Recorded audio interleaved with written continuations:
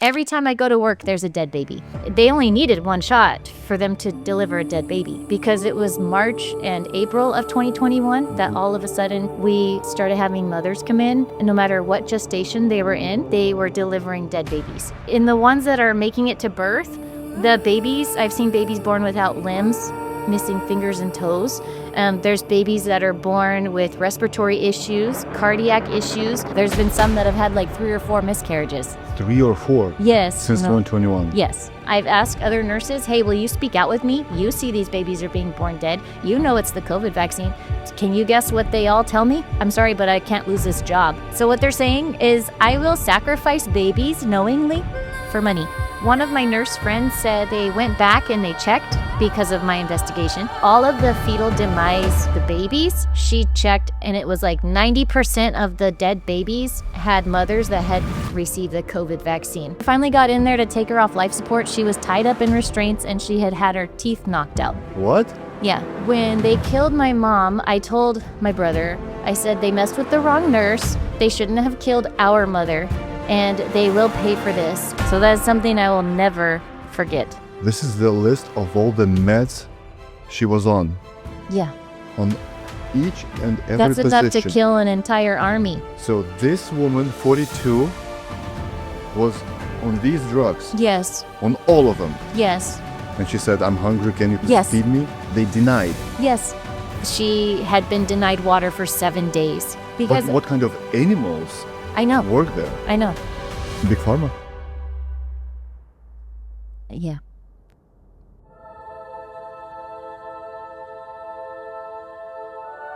A few things before we start. First of all, I believe YouTube is going to either demonetize this video or 2, even erase it from its platform. But if you're still seeing this, it means it's still on YouTube. So please like this video right now, subscribe to my channel if you haven't done that already, and please share this episode with all your friends, peers, and loved ones. It's crucial to spread the word, to spread the truth.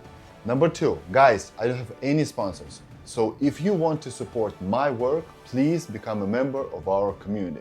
There is going to be a link down below. Click the link and become a member of our community. And this is the best way how you can support my channel and my work. The whole point of my podcast is to listen to other opinions and to tell the truth. And you can be part of it. And now, let's get back to the podcast with the one and only Michelle. Michelle Spencer, registered nurse, is a whistleblower teamed up with top physicians exposing her hospital's evidence proving COVID shots cause miscarriages. In 2021, immediately after the COVID shot pushed on pregnant women at the hospital, nurse Spencer witnessed a shocking surge in stillbirths, births from 4 per year to 4 per week. Michelle courageously leaked internal hospital data to RFK Jr. She has since appeared on over 60 platforms to sound the alarm and is now leading a major lawsuit with Children's Health Defense to expose these unethical practices and bring justice to the innocent lives lost. Michelle is a woman of God. Welcome to the show. Thank you. So I'm here today just to listen because I know you have a huge story to share and we have lots to cover. So I don't even know where should we start. 2021? 2020, I think, helps because when I transferred to postpartum, it was 2020 and the mothers and the babies were basically healthy.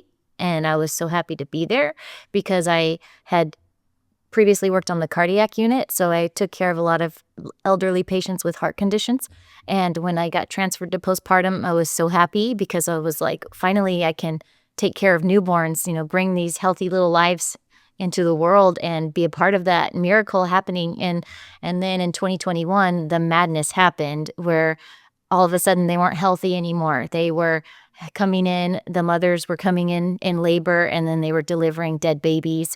And it turned out that like a week before that, they had received the COVID vaccine, because when the COVID vaccine started rolling out and these mothers were going to their OB doctor, they were pushing the COVID vaccine on them. So the area that I live in is highly vaxxed for COVID vaccine. Fresno City. Yes. And so the mothers go in and the doctors push the vaccine. And the farther they are along in their pregnancy, the more often they see the doctor. So every time they go in, the doctor's like, hey, do you want to get the COVID vaccine? And even some of the moms they were like, we want to wait because it's new. And they'd say things like, oh, well, if you get COVID, your baby could die. So you need to get this vaccine, and scared them. And so a lot of them got the vaccine. The protocol is what, one shot for a pregnant woman or multiple shots? Two. 2 shots. 2, yeah. So 2 weeks apart, pretty much. But they only needed 1 shot for them to deliver a dead baby, because it was March and April of 2021 that all of a sudden we started having mothers come in, and no matter what gestation they were in, they were delivering dead babies. And prior to that event, we would have 4 babies born dead per year. And even though I had only worked there in 2020, the nurses that have worked there for many years, 15, 30 years, they'd say the same thing. They'd say that there are an average of 4 dead babies per year in that hospital. So, how many babies are being delivered yearly in that hospital? 10,000. 10,000. So Yes. 4 in 10,000. Yes. Okay. And so after the COVID shot started being placed on these pregnant women, we started having 4 per week at a minimum. So and 50x more. yes. So, and now you have over 200 babies being born dead per year. And that's like under exaggerated. This is pretty much based on my observation and the email that we'll talk about in a little bit. So the number went from 4 to more than 200 A year. per year that are being born dead. And it's madness. And in the ones that are making it to birth, the babies, I've seen babies born without limbs, missing fingers and toes. There's babies that are born with respiratory issues, cardiac issues. We've done more fetal echocardiograms more than ever before. And then the mothers, they used to be healthy in 2021. And now prior to 2021, we would have like 1 mother on magnesium, a critical medication for their heart, like 1 per month prior to 2021. Now, every single day, there's a mother on magnesium. And the magnesium is to help lower their blood pressure so that they don't have a seizure. And it's not right that we have at least 1 every single day. So we have mothers that are having crazy health problems. I feel like I'm back on the cardiac unit with the elderly patients that have chronic health conditions. But it should not be that way. It should have never happened this way. Mothers are supposed to be healthy. And I mean, if you're even able to carry a healthy baby through your pregnancy and deliver a healthy baby, like that's the greatest blessing ever. And to have all of that process destroyed by a COVID vaccine, that should have never happened. It's a total attack on God, in my opinion. So babies are being delivered stillbirths. Yes. So they're dead. Were they dead in the womb? Yes. Or they died during the delivery? They die inside the womb, and then the mother comes to the hospital and has monitors placed on her and finds out the baby had already passed away. And a mother feels there's something wrong with her baby. That's why she goes to the hospital. Yes, that, or they go to the OB doctor for their prenatal checkup, and then they find that something's wrong, so they send them to the hospital. To do what? To do a delivery? Yes. Well, because if they go to C-section? yes, a lot of times, yes. C-section? C-section is also another unnatural thing to do that should be more rare. But they do, many of their deliveries are by C-section. But then sometimes they do deliver vaginally too. If they give them a medication to put them in labor, they're able to deliver the baby that way too. And they give birth to a dead baby? A dead baby, yes. How and when did you see the correlation between the shots and the dead babies being delivered? Almost immediately, because I worked all of 2020, and we had normal, healthy deliveries. And then I heard that the COVID vaccine was going to start rolling out on pregnant women. And it was like right around March and April of 2021. All of a sudden, we started having all these stillborns. And it would appear that on their charts, the mothers had just received the COVID vaccine like a week before their baby had been delivered. And I call them stillborns, and I call them babies being born dead for a reason, because they are babies and very much alive inside as they are on the outside. And the email that I'll read in a little bit she calls them fetal demises, and I don't really like that term. I want it to be clear to people that these are stillborns. They're babies being born dead. So I think when we call them a fetal demise, it removes a little bit of that humanity Right. from the word. So when they talk about it at the hospital, they call them fetal demises. Or they call them a clump of cells Right. when they abort them. Right. Women healthcare. Right. Which I don't agree with any of that. Tell me at least one or two stories when you were present when the baby was born, stillborn. How did mother react? What did the doctors say? How did they manage to calm a mom down and not to file a lawsuit or something? Well, the mothers are devastated. Their babies are blue. But the doctors tell them that something went wrong with the pregnancy. During the pregnancy, but not during the delivery. I would believe so. They make the mother feel like it's her body failed her. Okay. They are in total denial that it's the COVID vaccine. And so I know based on observation that it's clearly the COVID vaccine. Plus, I've met many victims who have been injured by the COVID vaccine. And so I have no doubt in my mind there's like an obvious correlation. But there's still people who believe that the COVID vaccine is still good. And so a lot of the mothers, when they deliver the babies, they go to antepartum because I work on postpartum. So they try to not bring them necessarily to postpartum because the other babies there are crying and they don't want to have them be on the same floor where they have to hear these crying babies because it's even more devastating.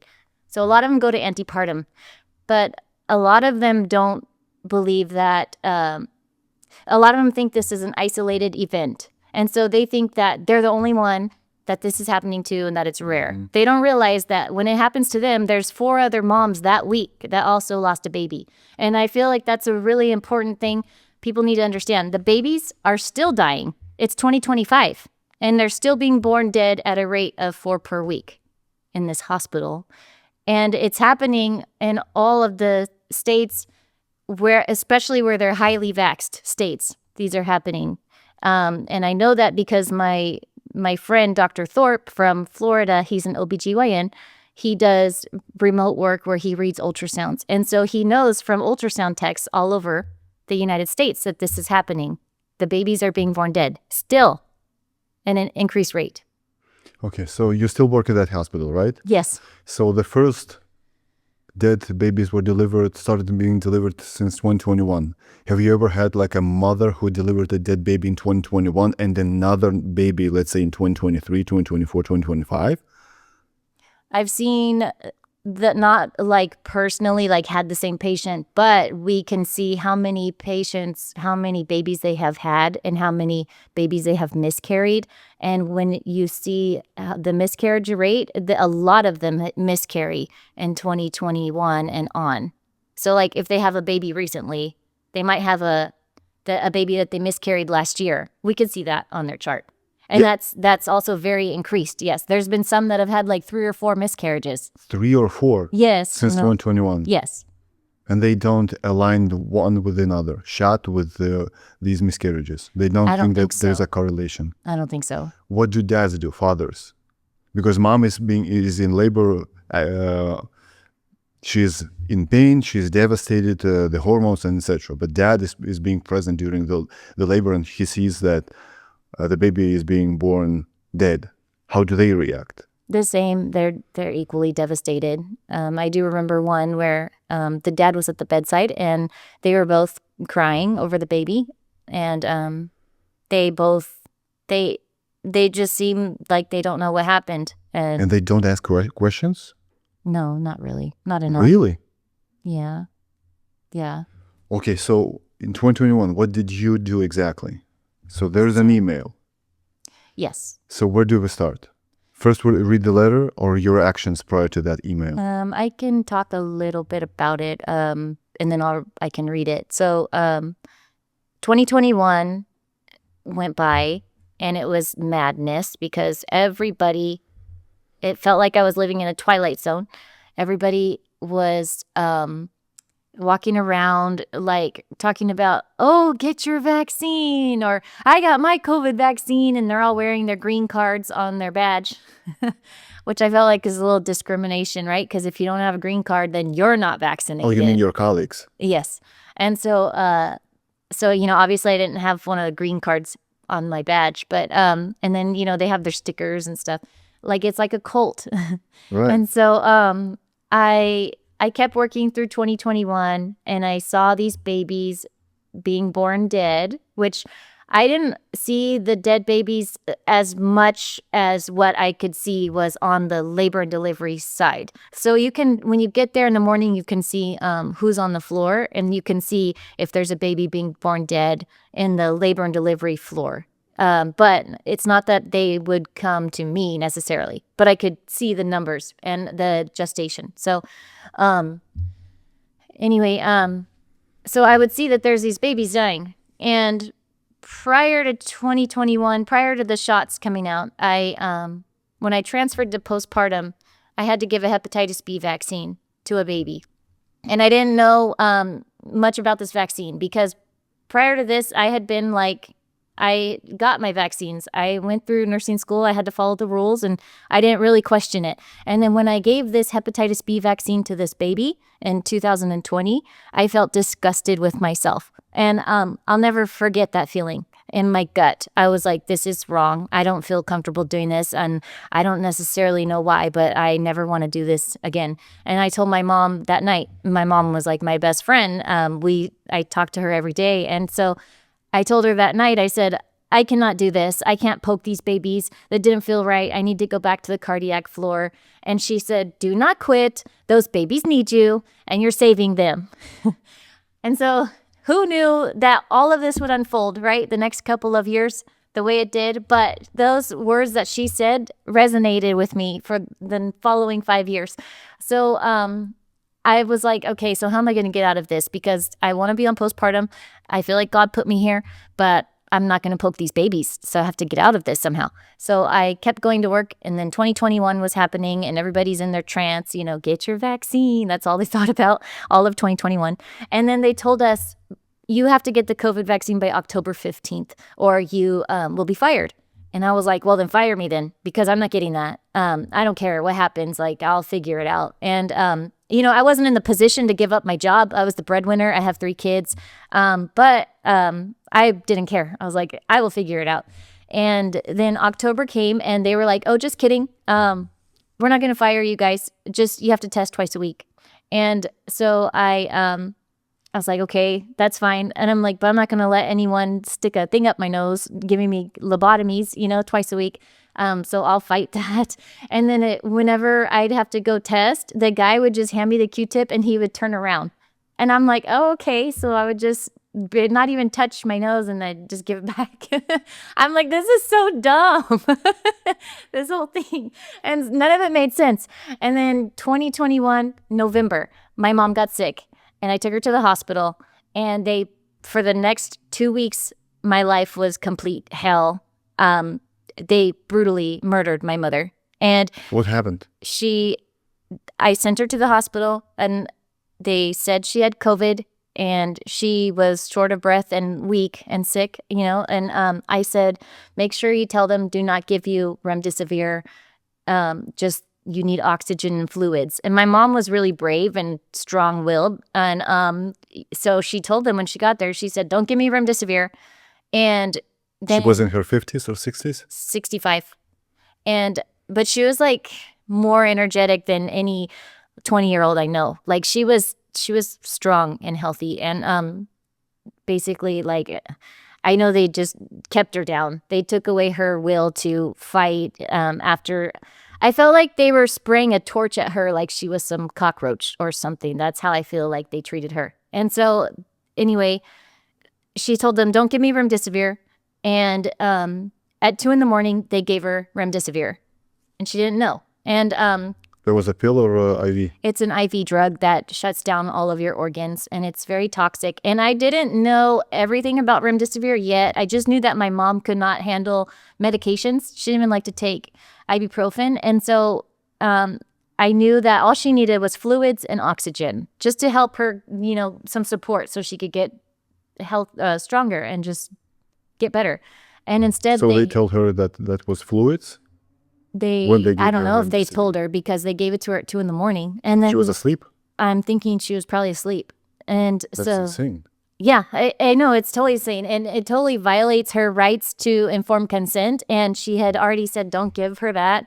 And she kept refusing medications so much that they had to write a note in her chart that said, patient refusing treatment. She states only give medications that is approved by her RN daughter, Michelle.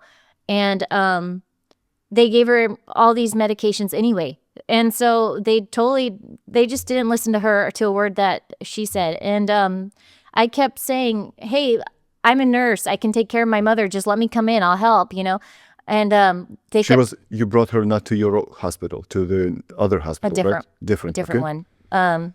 Yeah, one that's closer to her that she asked me to drop her off there and it was closer. So I took her there.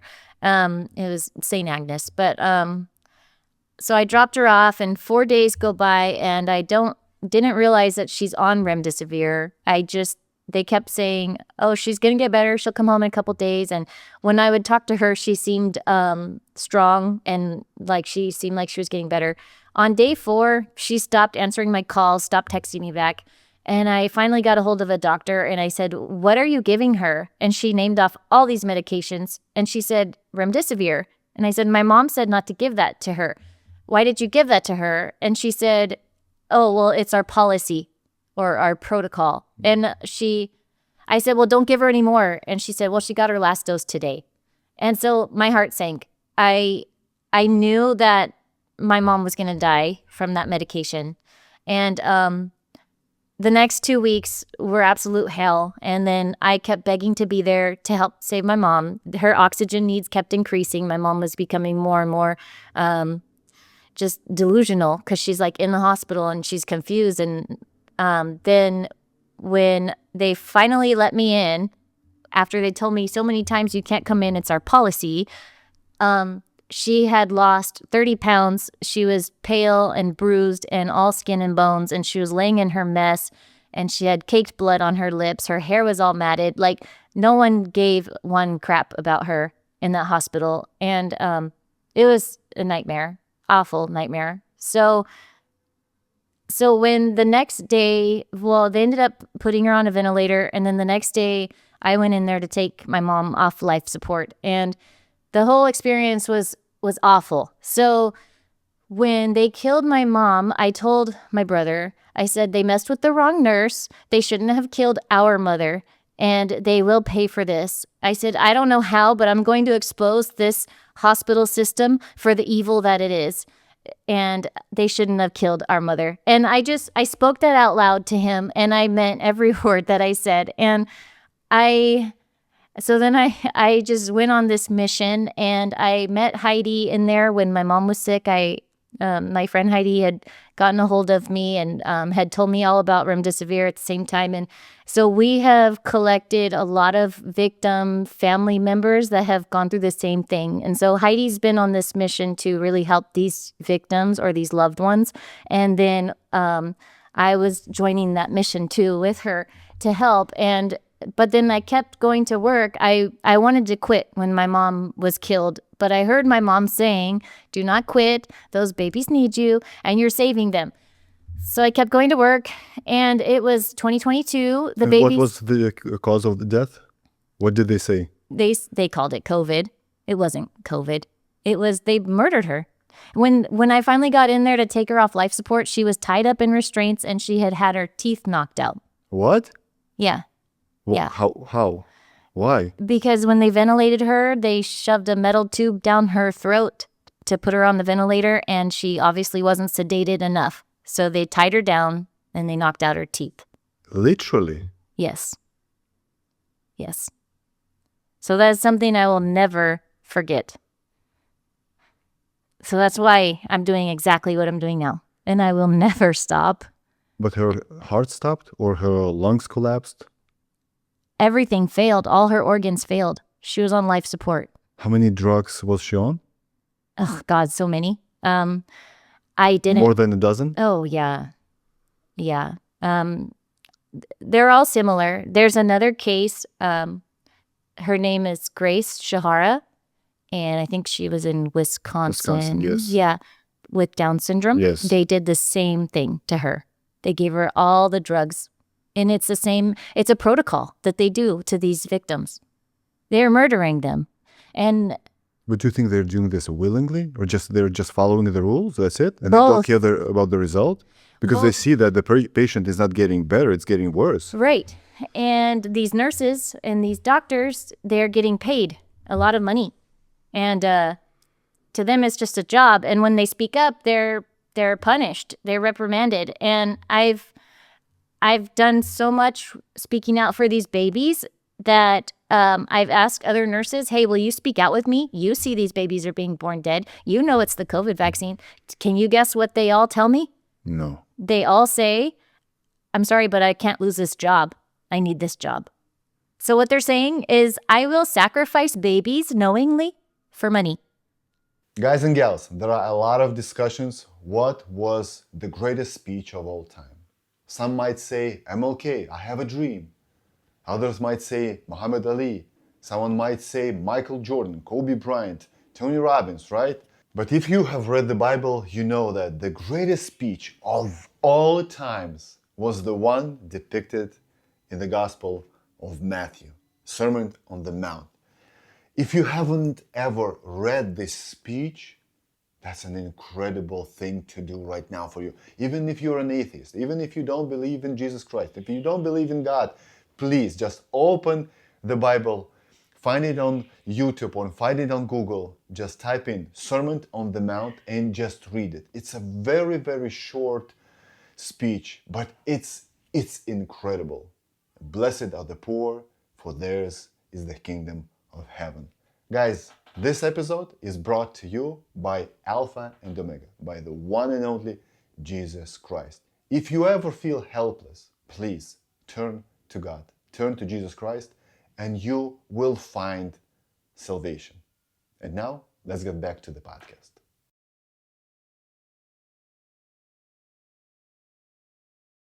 But it's basically 1939 Germany. Uh-huh. I Right. can't speak up because I'm going to lose everything. They're going to Right. put me in jail or something, or in a Yes. camp. Yeah. That's similar to that. They will just follow orders. Yep. That's the most frustrating thing ever. Because I'm like, what do you even say to that? Like, you're part of the problem. You're part of the programming. If you can't speak out because you don't want to lose your job. I know for a fact that no matter what, if you are doing the right thing, you will be okay. God will provide. Because I knew in October when they threatened to fire us over not getting vaccinated, I just knew that it doesn't matter. If they fire me, I don't care. I will figure something out. And I didn't know that my mom was going to be murdered the next month, you know? And, but I just know in my soul, like, if you're doing the right thing, you're going to be okay. You'll be taken care of. And I wish other nurses understood that. So you gave me two pictures, right? That's Heidi's friend, Yeah, so Lupe Espinoza, this is your mom, and that's my mom, my beautiful mom. 2021. Yes. And she was an amazing grandmother, and my kids adored her, and she was just always willing to be there for them. She was present. She was always there. This is your friend. That's Heidi's friend, Lupe Espinoza. She passed away right before my mom, and when she was in the hospital, Heidi had started speaking out because she saw what was going on. And then when my mom was in the hospital, my friend told Heidi. So Heidi called me and she was like, you need to get in there and save your mom. You need to take out her IVs, like bring her home. But by the time I got that call from Heidi, there was no way I could go get my mom and bring her home because her oxygen needs were so increased already. I wouldn't have been able to help. Why was Heidi in the hospital in the first place? Heidi's friend was in the hospital, and Heidi was trying to get help for her friend. And then another mutual friend heard her calling out, so she had Heidi call me. Okay, but why was she in the hospital? What happened to her? She got sick. COVID? They call it COVID, but same thing. She would have survived if it weren't for the fact that they unleashed all those drugs on her.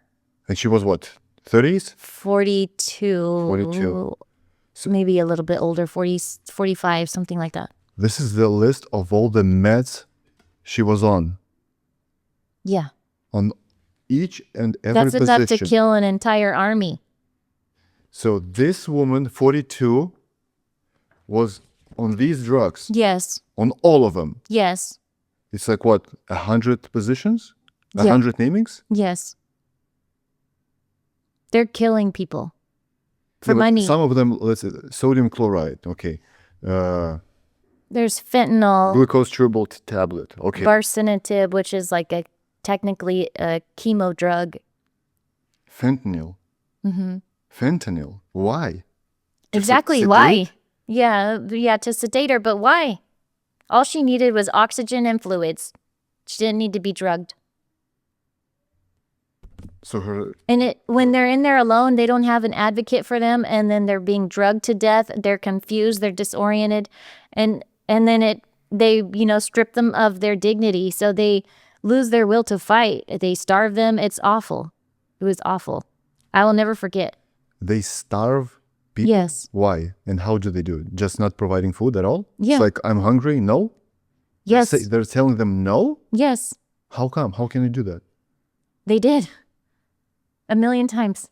My mom would call and she's like, I'm hungry. If you can bring me something. I was bringing her food every day. And then when I got there, when they finally let me in, all her things that I had sent up to her because they wouldn't let me in were all way far away from her at the window.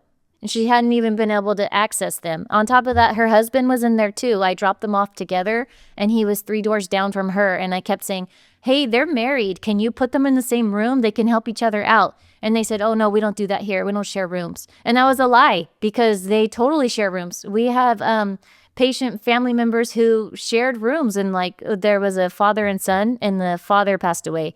But the son was in the same room with him trying to help him. So they lied the whole time. And then they would have their belongings out of reach and they were disoriented already. They wouldn't allow advocates in there. They would not let me in there. They kept saying, it's our policy. You can't come in. It's our policy. Because it's 2021 and the COVID. Right. Even though I'm Cool. also a nurse and at the hospital that I worked at, I can go into a COVID room and it was okay. But I can't go take care of my own mother, even though I'm qualified. So you want to tell me that this woman, let's say she tapped this button to call a nurse. Yes. And she said, I'm hungry. Can you please Yes. feed me? They denied. Yes. I just can't believe it. I can't either. Because But what kind of animals I know. work there? I know.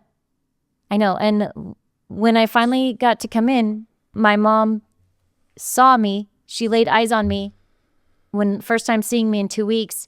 And when she saw me, she had this look on her face like, oh my God, you're here. Like her body relaxed. And before she saw me, I saw this complete look of terror in her face. And I had never seen my mom look like that before because she was the bravest person I know. And Why didn't you transfer her to another hospital? I tried, and they said that they were like, we can't accommodate her. Her breathing needs are too intense. And it was just lies. Everything was lies about them. So she was held hostage, basically. Yes. Yes. And Okay, so let's say she was sane in her own mind, and she said, I want to go to another hospital. They wouldn't let her? no, they told me no, that they This is can't not transfer prison. her. This is not jail. How can you do that? Yeah. They treated her like it was. Worse, actually. So let's say she could walk. They wouldn't let her just walk from that hospital?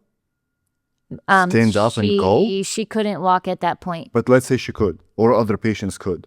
I mean, she could have probably tried. There's Gail Seiler, which I hope you get a chance to talk to her. She's a survivor of this treatment, and she had been denied water for 7 days. And her husband was able to sneak into the hospital at a perfect opportunity that the doors were like opened. He snuck in there and he was able to get her out, but they had to do like a police standoff and everything. And he worked at that hospital. Where was that? Fresno too? No, it was Texas, I think. Sneak in to the hospital? Yes. And they That's didn't, like a movie. yes, this this is so real and so hard to believe. It's crazy. But yes, they held them in there like prisoners. And I believe they were biased against my mom because she was unvaccinated.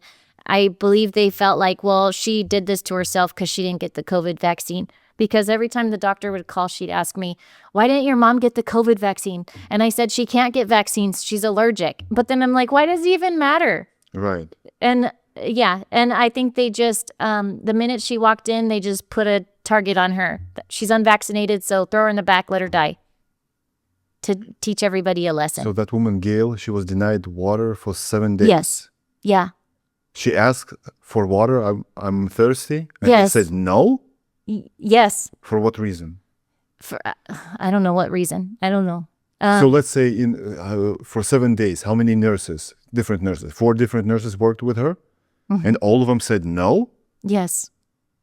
So What are the chances of 4 nurses being basically animals, denying water? it's a really high chance. I think some of them are very indoctrinated and they're just there to get a paycheck and they don't really care. And they still work there. Those same nurses, doctors that denied that woman water for 7 days, they Sure, still work there. Probably do. Yes. Yeah.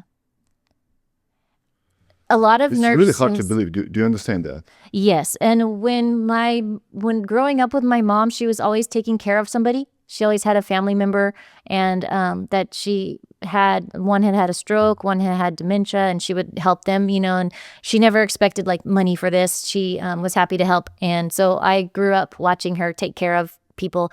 And I thought, okay, I want to be a nurse and I want to be like my mom. And when I started working as a nurse, I realized a lot of nurses are passive aggressive and a lot of nurses don't really care. Then they are just there for a paycheck. I realized that really quickly. But I'm not going to let any of this experience harden me to become like that. Like I treat each patient like if this were my child, how would I want my child treated? Or if this were my mother, how would I want them treated? That's my mentality. So I realize a lot of people don't think like that. Give me an example of a nurse being passive aggressive. How do they express it? When the COVID vaccine came out, I had a nurse who's a friend of mine, but we just have different views. But she was like, yeah, I was going to invite my friend over. I don't think this nurse friend realized I was not planning to get the vaccine. But she said, I was going to invite my friend over, but, she's not going to get the COVID vaccine. So I don't think I can have her come over. And I was like, what the heck? But this was like 2021 before I started speaking out. But I remember hearing that thinking, what's wrong with you? And I'm like, you guys all liked me before this COVID vaccine issue. And now when you're unvaccinated in a hospital, they look at you or treat you like you're spreading your diseases to everyone and like you're lesser than them. How many nurses changed their mind during the 2023, 2024, 2025, since the data rolls out, I want to say every week, every month? That shows a lot of those shots are not that good and are not that safe and effective. As a lot of them, I believe, have changed their mind. That they now understand that the COVID vaccine is causing these fetal demises or these dead babies, and that they didn't do any good, that they weren't safe and effective. Many of them, actually. Okay, tell me your story. So you lost your mom in 2021 late fall 2021. Yes. So this is the letter. What did you do? You filed a lawsuit against your own hospital. Recently, I did. Yes. So prior to that, that was this email came up. Yes. In 2022, I kept working, even though my mom had just passed away. Were you ringing the bell since 2021? What's happening? I didn't start ringing the bell till that email came out in 2022. So I kept going to work, and the babies were still being born dead in 2022. And then in September of 2022, I came to work and I received this email. And when I read this email, I was disgusted. I couldn't work for the first half of my shift because I couldn't stop thinking about it. It was traumatizing. And when I got this email, I had sent it to Heidi, and because we had really connected by then over the COVID protocol issue. And so I sent it to Heidi. She sent it to RFK. Can you please do the favor and read the whole email? Yes. And so this email went straight to RFK, and he sent it to 16 people. And he said, here, take care of this. So he has read this email. This says, "Good evening, everyone. Well, it seems as though the increase of demise patients that we are seeing is going to continue. There were 22 demises in August, which ties the record number of demises in July of 2021. And so far in September, there have been 7, and it's only the 8th day of the month. Now, these statistics include CRMC and CCMC, which are the 2 hospitals in Fresno. So you haven't seen all of them, and some have also gone through the emergency departments or ORs, but there have still been so many in our department. It's a lot of work for you as the bedside RNs, and it's also a lot of work for me. Demises have taken a lot of my time away from the other groups of patients that I serve, so I hope this trend doesn't continue indefinitely. I know of a few more that are scheduled to deliver in the week ahead, so unfortunately the process is going to be very familiar with all of you. Once again, I do so appreciate the time and attention that you give to the patients. When I follow up with them, they remember your names and the way you help them get through a very difficult time. We have recently had a few less than 20-week demises whose parents requested an autopsy. They can request an autopsy on these babies. However, the baby still goes to Sierra Pathology. Sierra Pathology examines every baby less than 20 weeks born without signs of life, but it is only an external exam. For an internal exam, which is what the autopsy is, you will need to have the parents sign an autopsy consent, so send it along with the baby to Sierra Pathology.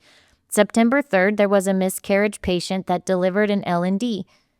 The RN placed the very macerated baby in the placenta bucket as per the instructions in the demise binder, and then called stockroom for a large paper bag to place the bucket and biohazard bag in.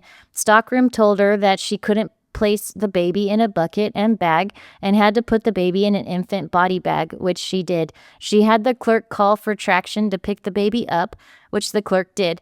There was a delay of pickup from Traction until the following shift, but that clerk told me that they did indeed pick up the baby to take to the lab to go to pathology. From there, things got crazy. Sierra Pathology called me yesterday stating that a funeral home had called to pick up the remains, but they had never received a fetus, only a placenta. The morgue then called me asking if I knew where the baby was because she never received the fetus either. That's when I contacted the RN involved who related the story to me, and from there I had to reach out to both clerks to find out if the baby had been picked up, then contact Traction to give them a description of the employee who picked up the fetus. Traction called the employee involved who said that he delivered the fetus to the pathology bucket near the lab entrance. So she went to the lab to search for the fetus. It was found in a small pathology refrigerator, shoved way in the back behind some urine specimens. We're talking about a baby. Lab had no idea who had moved it from the pathology bucket near the entrance to the lab, but they contacted the courier from Sierra Pathology to come and get the baby. When the courier arrived, he refused to take the baby, stating that he was not allowed to take anything in a bag, that it had to be in a plastic container. By this time, the body bag was a wet, bloody mess anyway, so I couldn't blame him for refusing to take it. The extremely helpful employee from Traction called me to tell me what was happening and that she had hunted down the fetus. I thanked her profusely and then went to the lab with a placenta bucket, a bottle of saline, and a large biohazard bag. Thanks to, it's crossed out, for collecting everything for me to transfer the baby so the courier could take it to Sierra Pathology. To make this long story shorter, please follow the procedure in the fetal demise binder and do not let other departments tell you how to handle the specimens. The RN involved had been doing the right thing but was told by several different people to just put the baby in a body bag. So she did. There are a couple things I want to reinforce. Number 1, babies that are going to pathology are always small enough to go in a large white bucket. I know that it feels disrespectful to many of you to pour a bottle of saline over the baby so you can wrap the baby in a saline-soaked chucks if it feels better to you, but it must go in a bucket if it goes to pathology. 2, small babies going to the morgue can also be placed in a large white bucket with saline or saline-soaked chucks. 3, Traction informed me that they are no longer allowed to carry specimens in large paper bags, so place the placenta or large white bucket in the large biohazard bag only. Why they are not allowed to transport things in a paper bag, I did not ask, but that is what I was told. Thank you all so much. So who was the one that sent this letter? Julie Christofferson. She's an RN educator at the Hospital for the Women's Health. So in the very first paragraph, they acknowledge more than 20 dead babies being delivered in 1 month. Yes.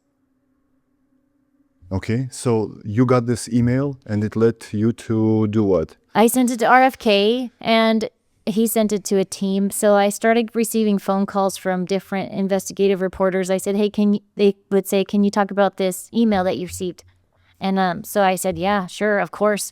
And I realized then, you know what, I can get fired for sharing this email, but that thought didn't really cross my mind when I sent it to Heidi, sending it to RFK. RFK in 2021 was a lawyer.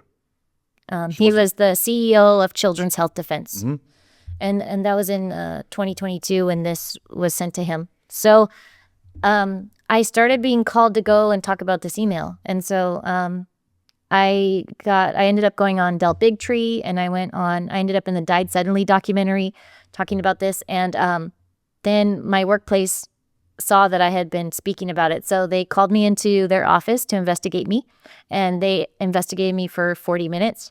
They tried to get me to admit to violating HIPAA and What is HIPAA? Giving away private patient information. And I explained that I didn't violate HIPAA, but they were asking me all these questions, trying to get me to like admit to violating it somehow. And then I said, you know, I'm a whistleblower and I have rights. And they said, okay, are you aware that it's against company policy to copy and paste an internal document?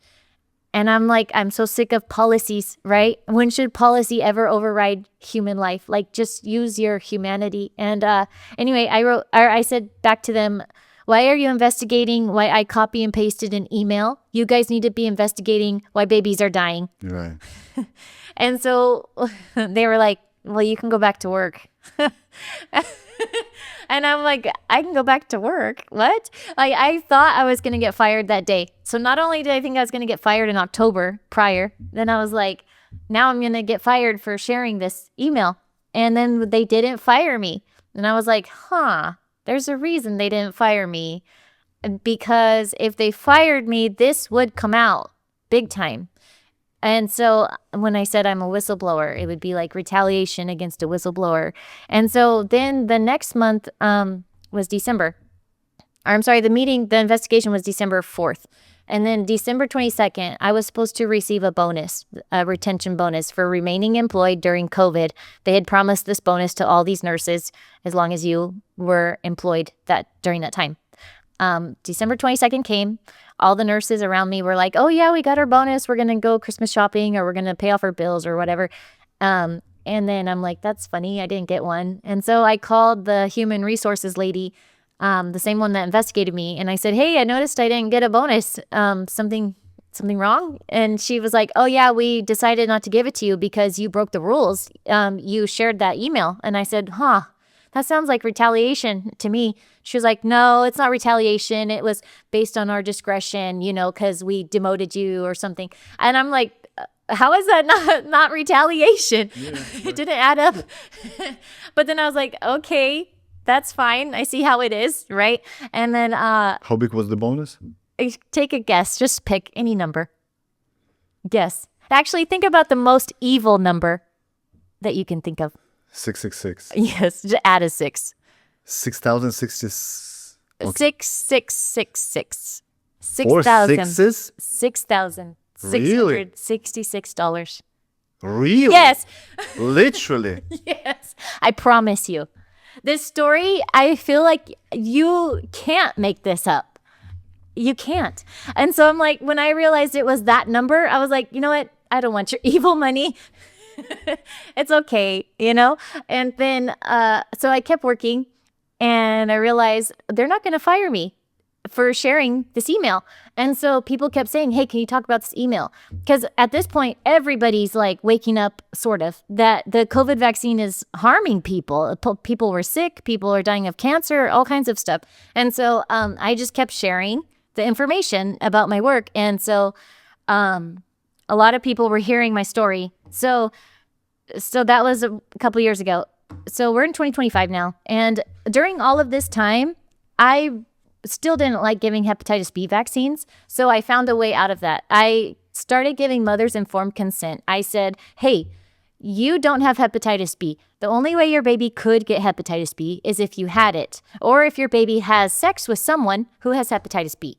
Now, a lot of babies don't go out as soon as they leave the hospital. Or a needle. Right, or Being a needles, junkie. yeah. And I'm like, I could tell them that too, you know, just to add to it. But I'm like, basically, your baby will not get hepatitis B.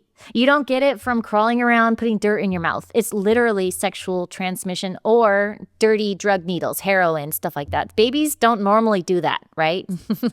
And so I tell moms that. And every single time I give informed consent, the truth, they say, okay, I don't want that. Of course you don't. Who would? So this is their first time they hear about it? Yes, about hepatitis B. Yep. So I'm telling them. Lots of parents having giving Hep B vaccine to their kids don't even think about it. Right, because the doctor comes in and says, okay, your baby needs a hepatitis B vaccine, so they won't get hepatitis B. And the parents are like, okay, well, you're a doctor. I trust you because you wear a lab coat. And then they let them inject their baby with hepatitis B vaccines. And doctors know that. they should know that. They're doctors. And they do that simply because of the financial incentive? Yes, they do not care. That they believe that they're safe and effective. They believe that the vaccine is going to do the baby some good. And it's not. It's absolute poison. So I tell mothers very transparent, in a transparent way, this is how you would get hepatitis B. Your baby's not at risk. And 99.9% of them say, okay, I don't want it. Perfect. Good. So I've been telling all the other nurses that too. And then this is over the last couple of years. So a couple months ago, I completed a functional medicine program online, and I learned a lot. And that program that I took, the particular one, she goes really in depth with vaccine injuries. And so I really appreciate it because there's not a lot of resources for vaccine injury help, and it's definitely needed because a lot of people are injured. And so this program, she goes all into it. And there's a page that has the childhood vaccines, and it has the aluminum content in each vaccine. And it says for hepatitis B, there's 250 micrograms of aluminum. So I just barely learned this fact a couple months ago. And then it says, based on the FDA recommendations and the CDC website, do not inject more than 18 micrograms into an infant's body. So the hepatitis B already is 10 times more than what's safe according to the CDC website. So that is a huge safety signal. And so I've been telling moms not to get the hepatitis B vaccine. So many moms have been refusing that shot that they had to have a meeting at work, and they said the nurses are giving biased information because all these moms are refusing the Hep B shot.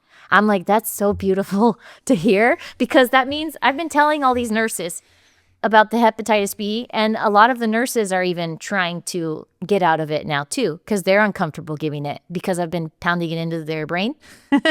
You know. Yes, now you know. You're a nurse, you should know. And you should know what you're putting into your patient's body, especially a newborn, especially if it's not safe.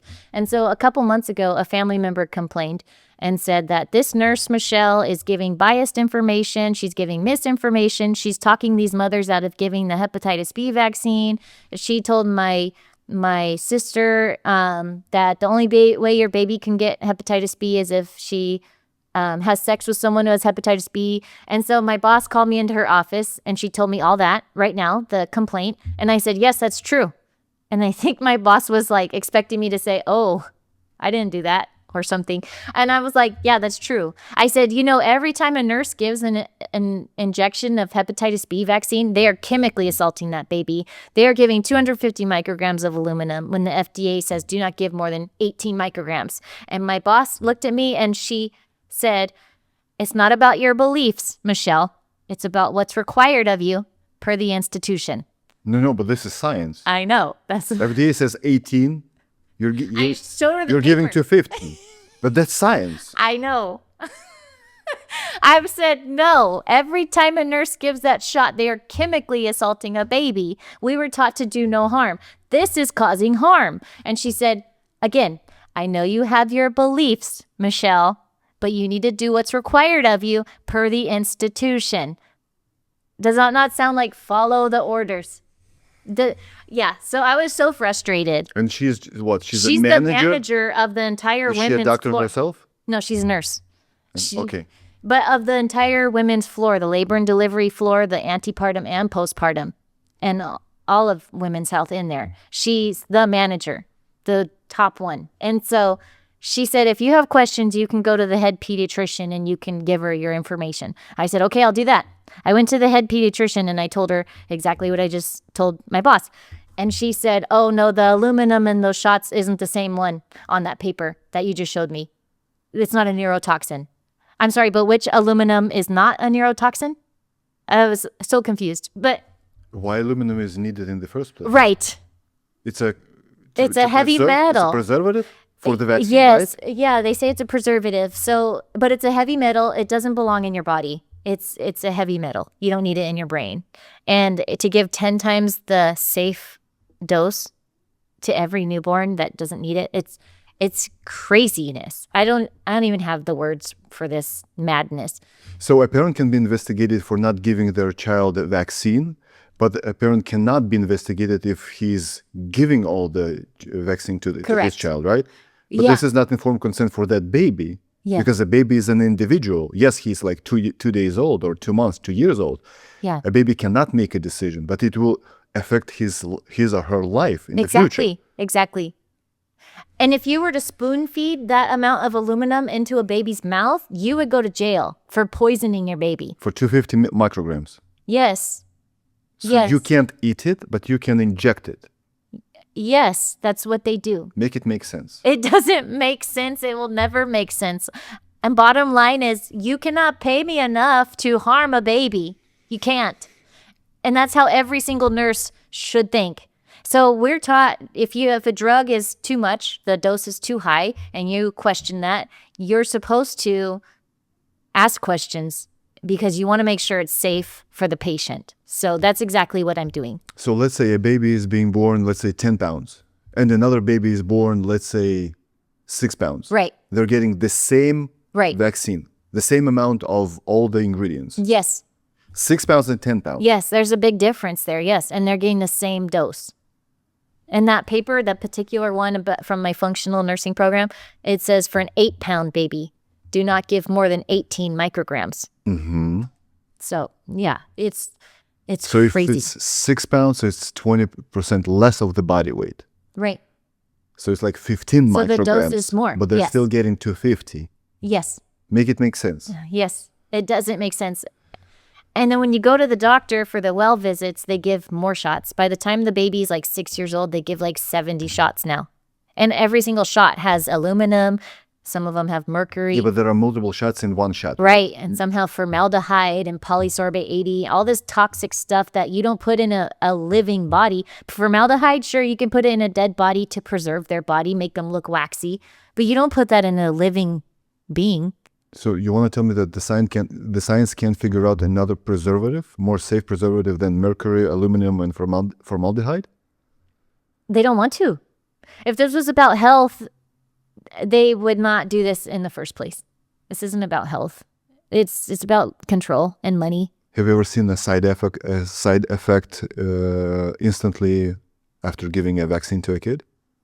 Personally, no, I haven't, because I haven't given another vaccine since orientation. But my lawyer sent me a picture of a baby that received a hepatitis B vaccine, and the baby swelled up really big.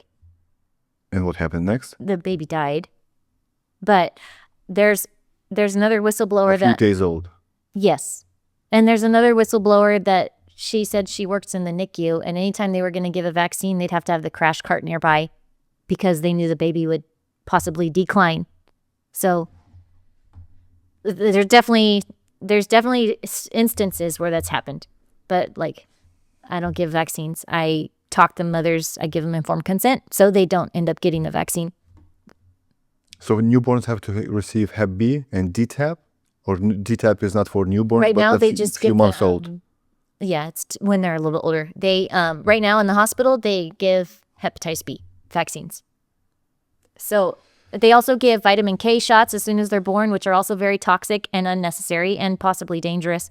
And And they they're giving vitamin K for what? they say it's to clot their blood so they don't bleed to death. But I know so many friends. Why would they? They wouldn't, because God didn't mess up. Right. But I know so many friends who did not receive vitamin K shots for their babies because I've been able to talk to them about it. And all their babies are thriving. And so vitamin K has alcohol in it as a preservative. So the alcohol taxes the liver and it potentially causes jaundice. And then Is that jaundice? jaundice where their liver excretes too many red blood cells. So it stresses out the liver, it makes them look yellow. Yellow. And if the numbers get too high from the liver enzymes, they can have like seizures or other things. And so the liver gets taxed or overworked from the vitamin K shot, and then potentially increases jaundice, or the risk of jaundice. But it also has polysorbate 80, which is a surfactant, which is something they give to chemo patients that are going to receive drugs that go to their brain. So polysorbate 80 helps to open the blood-brain barrier, which is like very specific. Only certain molecules can go through there. The polysorbate 80 is in the vitamin K shot. They give that to the baby. It opens the blood-brain barrier so that these bigger molecules can pass through. Then within 12 hours, they give 10 times the amount of a heavy metal, aluminum. Where does it go? Straight to the blood-brain barrier, goes to their brain, a heavy metal to their brain. Why do we have such a big problem with autism right now?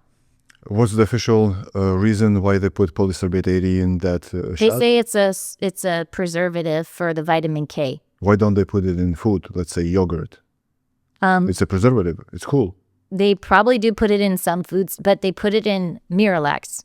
So Miralax is also What is that? toxic. It's a medication to help you have a bowel movement from constipation. For kids? They give it to kids. They give it to both kids and adults. Okay. It's a big rabbit hole. I don't know if you were ready for all this today.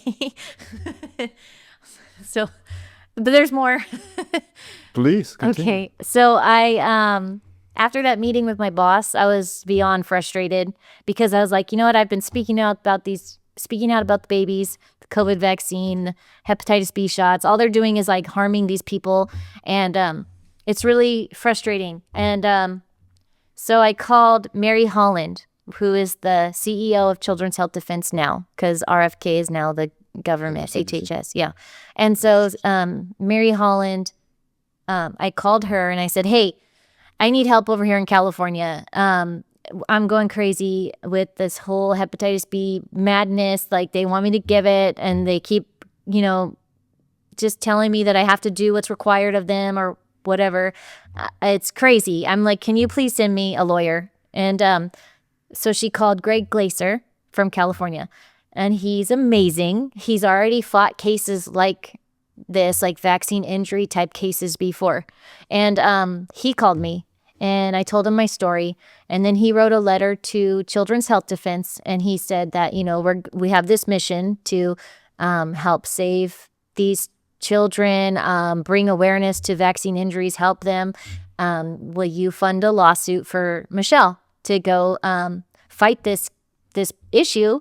Basically, it's like Goliath. And also, we can work our way in by retaliation against a whistleblower. So the case, thank God they kept that evil bonus, right? Because that was retaliation against a whistleblower.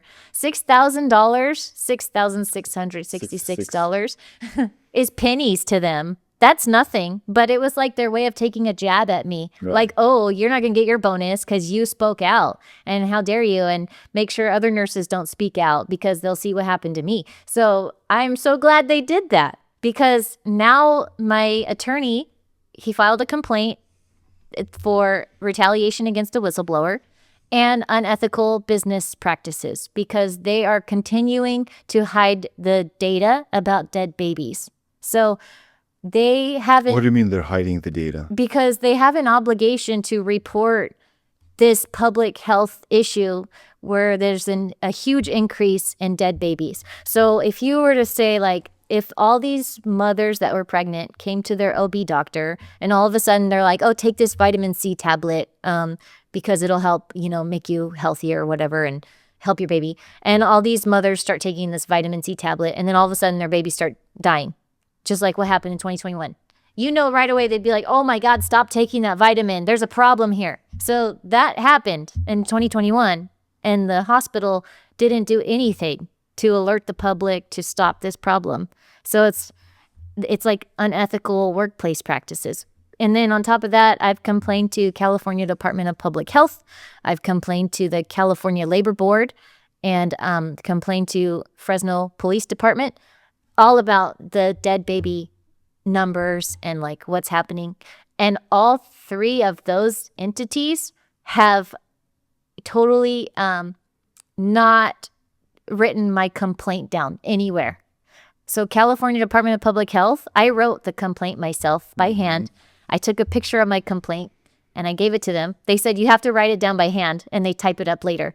And so I'm like, that's weird. Like, you guys don't type it right there with me there. Like, that's crazy. And then they didn't follow up. And when I finally followed up, I said, hey, I complained about this baby increase in dead babies. Like, what happened to that complaint? And they were like, oh, we tried to call and get a hold of you and you didn't answer your phone, so we closed the case. Why would you close a case? Why would you close a case like that? That's the most intense case I've ever heard in my life. Like, you're talking about an increase in dead babies by, like, you said 50 times. Who wouldn't say, oh my God, we have a serious problem here? So all of these companies, none of them are doing the right thing. None of them are standing up. None of them are speaking about it. They just erase the data. And so after they investigated me, one of my nurse friends said that they went back and they checked because of my investigation. Julie checked that all of the fetal demise, the babies, she checked, and it was like 90% of the dead babies had mothers that had received the COVID vaccine. And so Obvious correlation. And it's maybe not 100%, but if the dad received it too, it also contributes, because I know a sonographer who's been a sonographer for 40 years, and That's a person who examines reads sperm? ultrasounds. Oh, Yeah, so she can read ultrasounds and she can tell the mother, oh, you got Pfizer, you got Moderna. And if they're like, well, no, I didn't get the vaccine. Well, the placenta has these characteristics of this shot, and the dad is responsible for the placenta health. And so the placenta will carry dad's DNA. So if it's there, it's from dad. So even if the mother didn't receive the shot, but the dad did, it still will affect the baby. that's true? That's Yes. not a myth? No. Because that was a joke a few years ago. I'm selling my sperm for $100. Yeah, that's for real. If you're a pure Unvaccinated blood, sperm. it's probably up there in price. Yes, because it's very true. Yes, that mRNA protein, it's in the sperm also, so it does For how affect long? the Years? baby. Decades? Well, the babies are still being born dead, and we're in 2025, and so mothers aren't necessarily receiving the COVID vaccines anymore. They are getting they're getting vaccinated for Tdap, the flu, and then like RSV is a newer one. When they go to their doctor, they push all of these. So whether it's COVID or it's these new ones, I'm not sure, but the babies are still dying. And it's every time I go to work, there's a dead baby. And that never should be normal. Literally. Yes. Every time you go to work, you see a Yes. dead baby. There is a dead baby. Yes. 4 per year, 4 per week now. Yes. Yeah. Still, Still. almost November 2025. Yes. And I have asked many nurses. Are they okay with this? Yep. And they all say, I appreciate what you're doing. I believe you, but I can't lose my job. What are you asking them to do? To speak with me as a witness to what we have observed. Like, yes, do you see 4 dead babies per week? I'm not the Yes. only one that's crazy. Here's another nurse that sees the same Correct. stuff. Yeah. I'm not the only one that sees those ghosts. This is the nurse that sees those ghosts as well. Basically. I'm not Yes. crazy. I'm not Correct. schizophrenic. Yep. And so, it's upsetting when they say that because it's like they're taking the path of least resistance. And I know that But it's not about resistance, it's about truth, basically. exactly. People's lives and truth. Exactly. They will sacrifice babies for money. That's all it is. And how did we even get here? I have never It's heard about that. Crazy. Maybe I've read a few posts on, let's say, X. Yeah. Kids are being born, delivered dead, and said, maybe that's a myth, that's a conspiracy theory. But you're a nurse. You're telling, Yes, it's not a conspiracy. It's you absolutely see it with real. your own eyes. Yep. And I write down every time there's a fetal demise or a dead baby, I write it down. And I let my attorney know. I feel like by writing them down, it's kind of, in a way, it's like letting them know that they matter. I'm making a note, Okay, so this is one hospital in Fresno where you work. What Yes. about other hospitals in your area, statewide, Yes. and So countrywide? there's another nurse that lives in Fresno, and she works for Kaiser, and she said it's the same thing, that they're dying all the time. She sees the same exact thing, and so thank God she's willing to speak with me, and that's a blessing. The thing is, I want nurses from the same floor that I work on, the same hospital. I want them to speak with me, because they are at the same place. But she's a blessing because she can at least vouch for what I'm saying. She's seeing the same thing in Kaiser. And then my friend Dr. Thorpe, the OBGYN from Florida, he said the same thing because he is the doctor who works remotely. He receives the ultrasounds from all over the United States. So he has also seen the same abnormalities. He's also in the Died Suddenly documentary speaking with me. So this But is Florida, happening. I would say, was not that highly vaccinated as California or New York, right? Which one? Florida. Right. It's not. It's California and New York are definitely the higher vaxxed states and the higher miscarriages. So it correlates wherever there's more vaxxed population. But it basically comes down to percentages, right? Let's say 100 women were vaccinated and they deliver, let's say, 5% or 10% dead babies. So it doesn't matter whether 1 million of women were vaccinated or 100,000. If that's 10%, percent that's a correlation right here. Yeah, exactly. Oh, so you're a whistleblower. Is there like an official status being a whistleblower, or just you can name yourself a whistleblower and you have some protection or not? Right. So if you notice some sort of safety signal, you have an obligation to tell your manager. And if your manager, There's an obligation. right, which I did. Before this email came out, I told all of my managers, I said, hey, these babies are dying. Like, what is going on? This is obliged, not asked. Obliged, obligation. Yes. You have to do it. Yes. Okay, because there is a difference. Yes.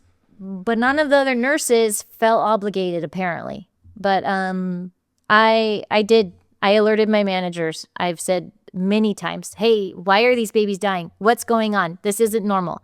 And no matter who I tell, they're whatever manager, if they're up there or they're like supervisor status or just other nurses, they all say things like, well, lately they agree with me. But they were, at first they were saying, oh, maybe it's pesticides or it's global warming. They literally said that Yes. Yes. kids die in the womb because of global warming? You're kidding me. I'm not kidding. I wish I was. So it's too hot? They die of what? Overheating inside the womb? I don't know. I just know that God didn't mess up. Your baby is such a blessing. From the minute the baby's conceived all the way to 9 months, there's so many millions of processes that happen perfectly for your baby to get here. If you keep injecting poisons into your beautiful design, you're going to mess it up. So people need to stop putting poisons in their body, especially when they're pregnant. It's so obvious to me that it's the COVID vaccine. Okay, what does the science say? If a woman is pregnant and she gets COVID, does it affect the baby? I don't think so. I mean, in 2020, Dr. Thorpe checked to see how many miscarriages there were. And it correlated with 2017, 18, 19, 20. They were all about the same. Every 5 per every like 1,000 births, something like that. There were miscarriages, the 5. Then 2020, it shot way up 40 times, according to like what he had researched at the time. So if it were COVID affecting these mothers and these babies, we would have seen a huge increase in 2020. That wasn't the case. Right. We didn't see it until 2021. The rollout of shots.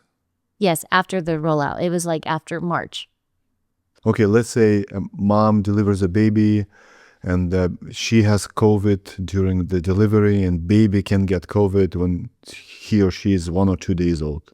A baby has high chances of surviving that COVID? Yes, yeah, of course. You just breastfeed.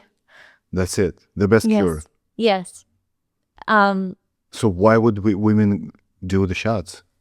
Because I believe that they're scared and they trust their doctor. The doctor will say, oh, your baby could die, so you need to get this. Any data? Well, babies died because you didn't take a COVID shot? So they operate on what? On their beliefs? Yes. The same thing that you were told when you got Yes. to see the supervisor, the manager. Yes. Those are your beliefs, doctor, that my baby is going to die if I'm not getting the shot. What does the protocol say? What did the They records didn't say? really. They didn't even have a protocol because it was so brand new. It was an experimental drug. Is it getting better? I mean, do they make it better? Those shots, are they tweaking them, making more safe, or it's like the same shot that was rolled out during 2021? I don't think that it could possibly be safe. Why? Because a few shots were cold, right? Johnson and Johnson's. Right. Yeah, but I don't think any shots are safe. I don't think you need to ever put man-made drugs into your system to prevent a If you're not sick, well, I'm all for drugs and I'm all for doctors. If I'm sick, please help me. Right. But if I'm not, There's a time and place for everything, Right. definitely. But to take a shot to prevent a disease, it's just not realistic. possible disease, Right. like So 0.1% that you're gonna get the right. disease. So to me, it's not realistic, and God didn't mess up. And if you get the disease, you have a high chances of surviving that disease, right? With all those, Hep B, can you survive Hep B? Yes. Can a child survive a Hep B? Yes. More than 50% chance? I would think so, but I mean, children don't typically get hepatitis B. Let's say mom had Hep Mm-hmm. B. She was a junkie or she was a prostitute, and the baby was delivered, and the baby had the Hep B. A baby still has high chances of Yes. because a baby is going to have this Hep B, this injection to fight the hepatitis, right? Mm-hmm. So what's the point of shooting Hep B vaccine? Exactly. Because you have a cure. Right. I don't know what the point is. It doesn't make sense. What about this? This is Hospital Deadly Playbook 2020, 25 Tactics of Medical Betrayal. What is that? So that's something that Heidi put together. And this is treatment that her friend received in the hospital. And many patients all over the United States systematically received this treatment. Please read a few of them. So this was after she collected different stories from loved ones. They all had these 25 commonalities. And so one is refused outpatient treatment. They weren't allowed to receive treatment from family doctors or clinics. They had to do just the protocol in the hospital. Isolation tactics. So, like my mom was thrown into a back room to die, basically, was not allowed to have family there. And that's why when I received that email, I was like, I'm so sick of policies. And that's why I sent it off, because that's all I heard when my mom was in the hospital is, you can't come in, it's our policy. And when I read this, it was like, because of these dead babies, you need to brush up on your policies. And I was like, no. So you weren't allowed to visit your mom because of COVID. Right. But at the same time, you were allowed to work as a nurse at another hospital. Yes. No sense. No. It makes no sense. None of it made sense. And denial of rights. So it's saying that a lot of patients were disoriented, so they would just say, oh, patient's unable to sign, so receive verbal consent from the patient. Vaccine discrimination, a lot of patients, it seemed like if they were unvaccinated, they were discriminated against. And then rapid oxygen escalation, their oxygen levels, their needs kept increasing, causing anxiety and lung damage that led to mechanical ventilation. So too much oxygen is bad for your health It too. can be, yeah, especially when you have these high flow oxygen machines blowing oxygen at you. And the medication that they gave my mom, that was their protocol, remdesivir, they gave it to all these patients. That medication shuts down your organs, shuts down your kidneys, makes fluids back up into your lungs, making it hard for you to breathe. And then they're putting this high level oxygen blowing at you, but your lungs are not working. So you're just suffocating with this thing on your face. Is it true that there was a theory 2 years ago that more COVID patients died because of the ventilation? Yes, exactly. How come? I mean, Because ventilators helped me getting the oxygen to my lungs, but the medication that they gave, the remdesivir, made the fluids back up into their lungs. So even if you put them on a ventilator, they were not able to get the oxygen to their tissues. So this combo killed them. Yes. So they'd start on remdesivir and then they'd end up on a ventilator. Okay. Yeah. Denied other treatments. So if patients ask for vitamins or family members ask for ivermectin or different hydroxychloroquine, these long time drugs that are considered safe that have been around for a long time, they would deny them. They'd say, no, you can't. You have to follow the protocol. Gaslighting. Many patients were told they would die once they got in there. Communication cut off, so they would put their call lights. Oh, and I finally did get to see my mom. The call light was like all the way behind her bed, so she couldn't even reach it if she needed help.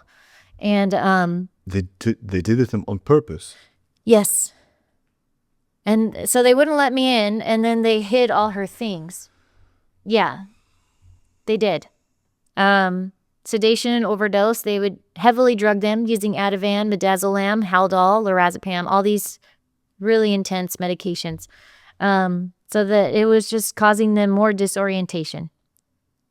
And manipulated DNR orders. This is one that happened to Grace. She was a full code. They clearly made her full code, and then the doctors changed her to do not resuscitate at some point in her stay. And they even admitted to that in the case. And Scott still did not win the case. That it was so obvious that they murdered her. But the jury said that no, it wasn't murder. Even though Can a doctor change the status of DNR? And why would he? Because your obligation is to save a patient. If you see that you have to do this help, why would you do DNR? Yep. A doctor can, I believe, if there's not an advocate available. But in Grace's case, there was absolutely an advocate. Her dad was trying to advocate for her. So what they did was completely illegal. But in the case, that even came out, and it came out that it was illegal and wrong, and they still got away with it. But the DNR, by default, DNR cannot be even on the table. Right. Right? Right. You save me. Yes. It doesn't matter whether even I have a medical insurance, I'm not even homeless, black, white, Hispanics. Right. I don't care. You have to save me. Yes. And they do DNRs They from changed side it to to time. DNR, yeah. Yeah, and they were doing that to patients. Starvation and dehydration, that was a very common one for all of them. Physical and chemical restraints, bathroom denial, neglect of basic care, dehumanization. Bathroom denial is a person can't walk. They call for a nurse, please help me go to the bathroom. Yeah. No. My mom was laying in her mess when I got in there. They weren't helping her to the bathroom. And a lot of patients were left naked. It's just wrong. It's very hard to believe. Because why I'm saying this, because my baby was delivered a month ago. We went to Providence. 2 days, amazing experiences. Amazing experience. Let's say 3, 4 nurses, a few doctors, all of them were just amazing. We were blessed. And everything that I hear right now from you is like, what kind of planet are those stories coming from? It's not from here, because I had an amazing experience. A few times we went to see a doctor. Those were amazing. Once we went, when my wife got pregnant, we went to see obstetrician, and he was prescribing my wife progesterone. I was like, why? For no reason. Okay, so we switched the doctor. That's it. But the stories that you tell me, denied bathroom, denied food, water for 7 days. It's Yeah. So, congratulations on your baby. That's you. exciting. Thank you. So, the postpartum floor, or the labor and delivery floor, is, I believe it's like the happy floor. You know, everybody's bringing new life. It's really happy and peaceful, and it's a blessing. So, I'm really glad you had a great experience. And I do believe that the postpartum floor that I work on, like, I still love working there. I love the babies. And, you know, I really relate to the mothers. And so I believe they have a good experience too, for the most part. And the only thing that I really have an issue with is the Hep B shot, and then, you know, the dead babies, of course. But this was on a cardiac floor, or a med surg floor, where these patients with COVID times. So the treatment and the whole environment, the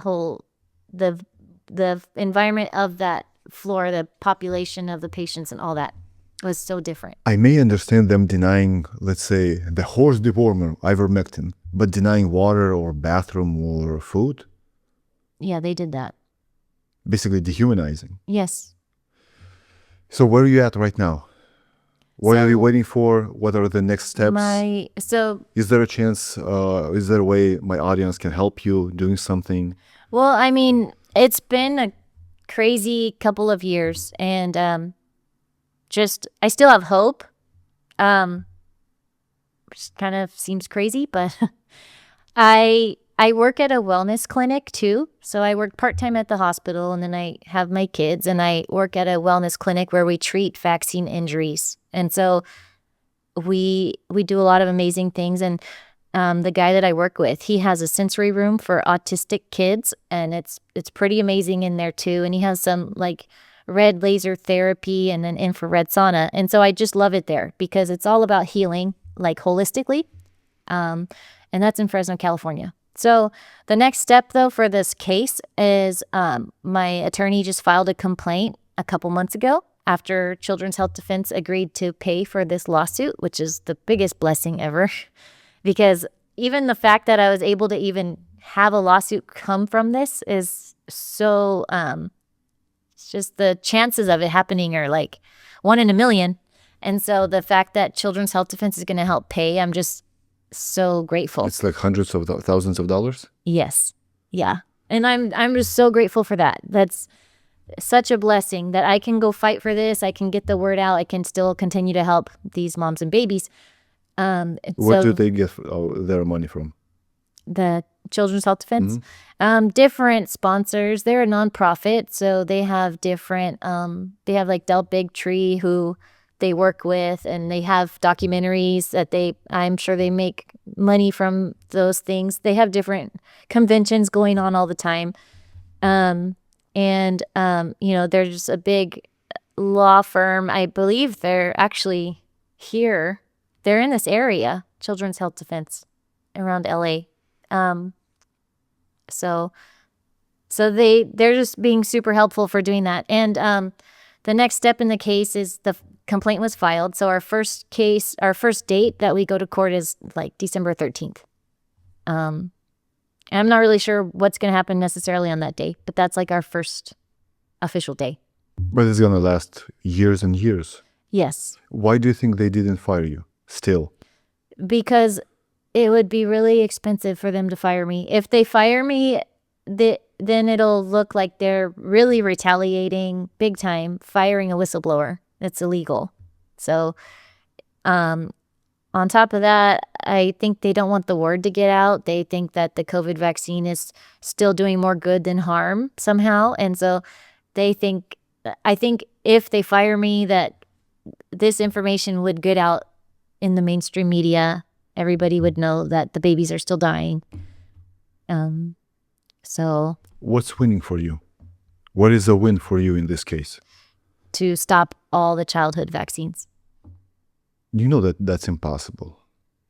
I mean, impossible for you to do that. You might be 1% on, or one of the few that are going to participate in that. But do you believe that your case might result in canceling all the vaccines? I think there's definitely a chance.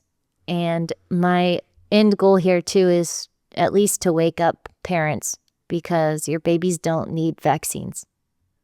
Your babies need sunshine. Your babies need God. Your babies need breast milk. Right. They don't need vaccines. Good food, real food. Yes.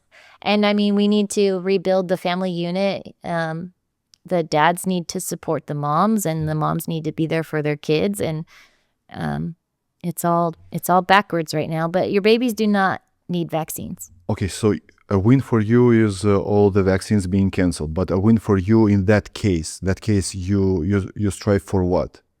For the hospital to acknowledge the problem, to address it, Yeah. to make it public, Yes. and then what?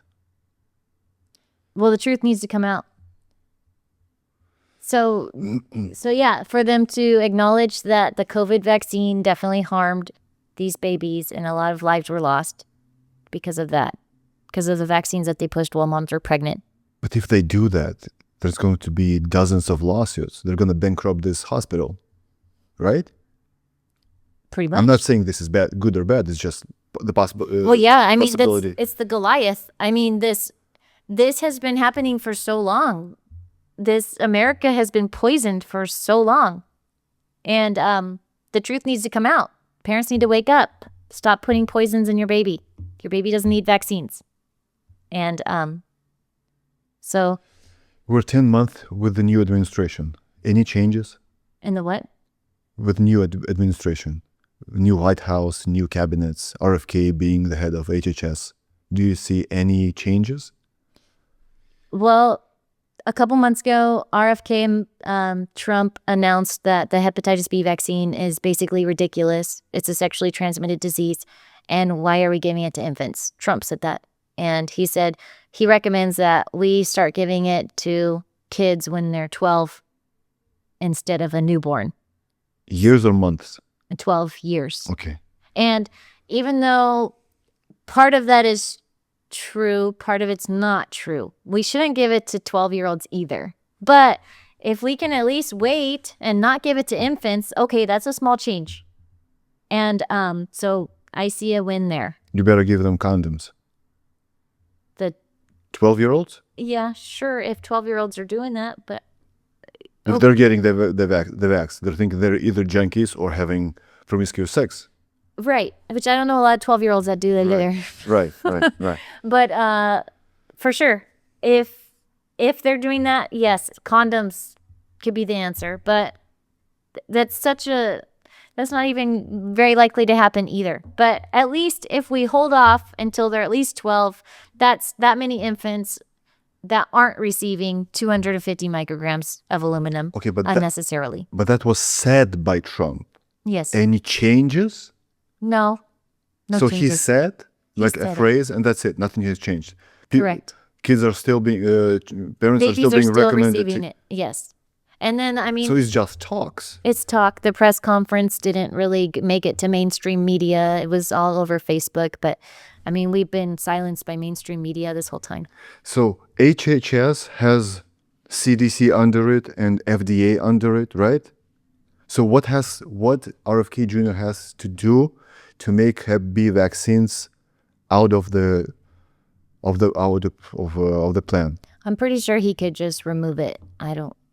Why do you think he doesn't? Well, that's If what he I've can, asked. if he's the one, if he can call it. That's something I've been asking for a while. Big Pharma? Yeah. Do you think there's a bigger mafia than Big Pharma in the world? No, I think I don't know.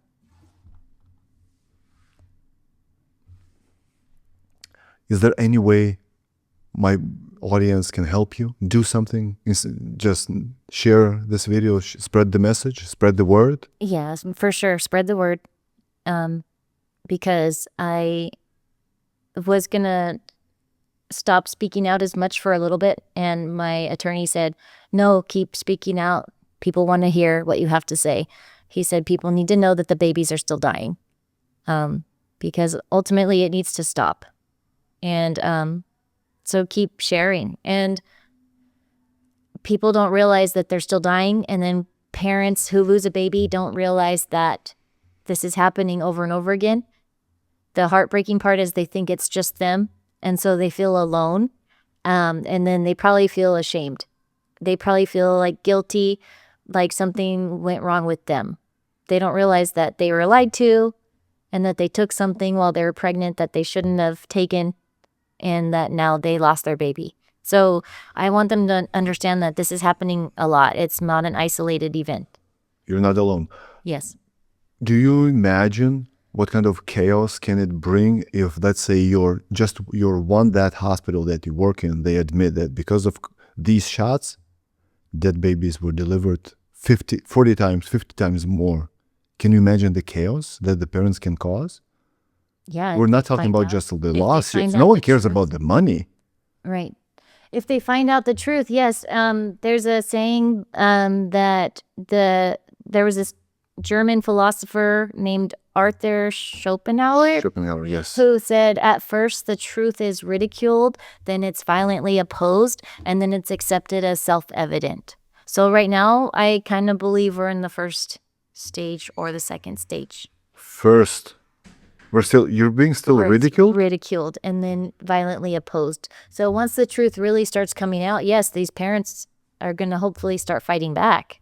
But eventually we're going to get to a place where people are like, oh, yes, the COVID vaccine really did harm a lot of people. That was the truth. Do nurses have a union? No, Why? If there was a union, would it help? I'm not sure. How to unite nurses? How do we what? How to unite nurses that saw and still see this with their own eyes, to make them speak up, willingly to speak up and tell the truth. Not the conspiracy theory, not just theorize or spread myths, to tell the truth. How to unite the nurses? I don't know. I've tried. If you have any ideas, you let me know. Because I've been asking them. They're being afraid that they're going to get fired. Right. But you're an example. You're not getting fired for more than 2 years now. Yeah. So there's nothing to be afraid of. Yeah, you're right. There's nothing to be afraid of. And like I said, if you're doing the right thing, you're going to be taken care of and be okay. You believe in Christ? Yes. What do you pray for? I pray for everything. I'm grateful for everything. Even though the last couple of years have been crazy, I wouldn't change a moment. I pray for my family. I pray for everyone, for humanity. So my mom is Ukrainian. We're from Lithuania, but my mom is Ukrainian, and there is a Ukrainian boxer that is a heavyweight champion right now for 4 years. And once he said he's a very religious person, he's a believer in Christ. And once he said, I ask God not to have a easy life. I ask God to have strong shoulders to carry this life on. Mm-hmm. So I pray that this madness stops. At least people are going to get informed consent. Yeah. They know what they're doing. If they're receiving shots, pills, drugs, or something, at least they know what they're doing. They know the stuff that can possibly happen, the statistics. This is what I pray for. Yeah. Because I'm not against drugs. I'm not against doctors. I'm against not informed consent. When they just don't tell you, take this pill. What is this pill for? Not your business. Right. This is my business. If something happens to me, you're going to treat me for what? For a week or two. Then my whole life are going to be dependent on what? On my parents, on my friends, on social stuff. Yeah. Anything else that you would love to touch? Or we touched barely everything? I mean, we talked about a lot. Yeah, It's upsetting that they have removed so much of the feeling, like when I was saying how they call it fetal demises instead of these stillborn babies. So I believe they remove the humanity component when they do this work. So it's like they're removing God from it, and that's why we've made room for evil to take over in the hospitals. So we need to put God back in there. He should be one of the biggest components. You said you went to 60 different media outlets or something, right? Any news channels, any big companies, Fox, CNN? No, because I did a press conference in Fresno, California, and we invited the local news media, and they agreed to come, and then none of them came. Really? Yes. Okay. Yeah. Would you say this is a bipartisan issue, or it's like more a Democrat issue, Republican issue? It's an issue that they all are funded by the hospital. I believe they receive funding from them, so that they don't want to make them look bad. And I think it's about money. God bless you for everything that you do. Thank you. I'm going to pray tonight for you and for your family just to stay healthy, because I always say that if you stay healthy, you can do stuff. But if you lose your health, that's it, you're done. There is only one thing that you care about, is just you being healthy or your kids. God bless you. God bless all your kids. Thank you. I pray the truth is going to come out. Thank you. God bless you too. Thank you for coming. Mm-hmm.